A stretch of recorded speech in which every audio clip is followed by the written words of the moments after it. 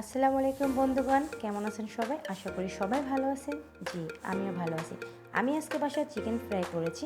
কিভাবে chicken fry করলাম সেটা আমি আপনাদের সাথে শেয়ার করতে চাই। চিকেন ফ্রাই করার জন্য আমি লেগ পিস নিয়েছি। এখানে আদা বাটা, রসুন বাটা, সয়া সস, মরিচের গুঁড়ো, জিরার গুঁড়ো, লবণ, একটা ডিম দিয়ে সুন্দর করে মেখে আমি 2 ঘন্টার জন্য রেখে দেব। এখানে আমি ময়দা নিয়ে নিচ্ছি।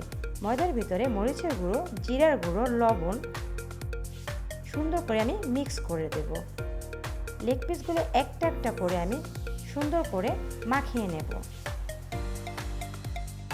তেল গরম হয়ে যাওয়ার পরে আমি একটা একটা করে লেগ পিসগুলো তেলে দিয়ে দেব। এটাকে আমি সুন্দর করে উল্টিয়ে দেব যাতে এপিস ওপিস সুন্দরভাবে হয়। দেখেন আমার চিকেন ফ্রাইটা কত সুন্দর হয়ে আসছে। এখন আমি একটা পাত্রে নিয়ে নেব। প্লিজ যদি ভালো লেগে থাকে একটা লাইক, কমেন্ট, শেয়ার করে দেবেন। সবাই ভালো থাকবেন। আসসালামু আলাইকুম।